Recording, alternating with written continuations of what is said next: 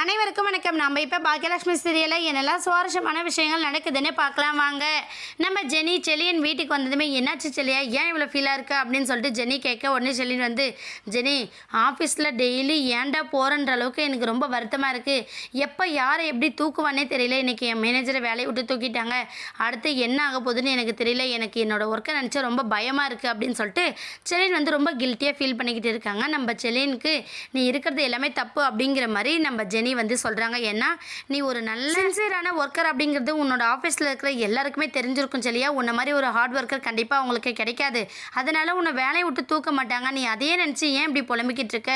இன்றைக்கி வீட்டில் என்னெல்லாம் ப்ராப்ளம் நடந்துச்சுன்னு தெரியுமா அப்படின்னு சொல்லிட்டு நம்ம ஜெனி பேச ஆரம்பிக்கிறாங்க. செலின் வந்து, என்ன ஜெனி, ஏற்கனவே எனக்கு நிறைய பிரச்சனை இருக்குன்னு உனக்கு தெரியல, வீட்டில் அப்படி என்ன பிரச்சனை நடந்துச்சு அப்படிங்கிற மாதிரி அவங்க கேட்குறாங்க. உடனே பாட்டி வந்து இன்றைக்கி வீட்டை விட்டு வெளியவே போக மாட்டேன், வீட்டுக்குள்ளே தான் இருப்பேன் அப்படின்னு சொல்லிட்டு ரெஸ்டாரண்ட் போனவங்க திரும்பி வந்துட்டாங்க. காரணம் என்னன்னு பார்த்தா, வெளியில் ராதிகா ஆண்டியோட அவங்க அம்மா அப்புறம் மற்றவங்க எல்லாரும் பாட்டியை தப்பாக பேசியிருக்காங்க. வெளியே வரக்கூடாது, வீட்டுக்குள்ளே தான் இருக்கணும் அப்படி இப்படின்னு கண்டபடி பேசியிருக்காங்க. அதனால தான் பாட்டி உன்னை வந்து இனியாவை கூட்டிகிட்டு போய் ட்ராப் பண்ண சொல்லி பிக்கப் பண்ண சொல்லியிருக்காங்க. இது புரியாமல் நீ பாட்டி மேலே ரொம்ப ஆஷாக பேசிட்ட.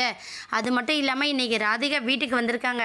வீட்டுக்கு வந்து பாட்டிக்கிட்ட தேவையில்லாத மன்னிப்பு கேட்குறன்ற பேரில் பேசிட்டு, நீங்கள் பண்ணது எல்லாமே தப்பு, உங்களுக்கு வலிக்கிற மாதிரி தான் மற்றவங்களுக்குலாம் வலிக்கும் அப்படிங்கிற மாதிரி நிறைய பேசிட்டு போயிட்டாங்க. அதனால் பாட்டி ரொம்ப மனசொழிஞ்சு போய் இன்னும் ஒரு வருஷத்துக்கு நான் வெளியவே வரமாட்டேன் அப்படின்னு சொல்லிட்டு ரூம்குள்ளே போயிட்டாங்க செல்லியா அப்படின்னு சொல்லிட்டு ரொம்ப ஃபீல் பண்ணி சொல்கிறாங்க. செல்லின்னு இதை நினச்சி ரொம்ப வருத்தப்படுறாங்க.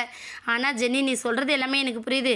இப்போ போய் அவங்க கிட்ட பேசக்கூடிய மனநிலையில் நான் இல்லை அப்படிங்கிற மாதிரி நம்ம செலியனும் எடுத்து சொல்கிறாங்க. ஆனால் ஜெனி வந்து, இல்லை, நீ போய் பாட்டிக்கிட்ட பேசு, பாட்டிக்கிட்ட பேசினா பாட்டி கொஞ்சம் சந்தோஷப்படுவாங்க அப்படிங்கிற மாதிரி நம்ம ஜெனி வந்து சொல்கிறாங்க. செலியன் வந்து, சரி நான் போயிட்டு பேசுகிறேன் அப்படிங்கிற ஒரு முடிவுக்கு வந்திருக்காரு. என்னாக போதுன்னு வெயிட் பண்ணி பார்க்கலாம். இந்த வீடியோ உங்களுக்கு பிடிச்சிருந்தா மறக்காமல் நம்ம சேனலை சப்ஸ்கிரைப் பண்ணுங்கள். தேங்க்யூ.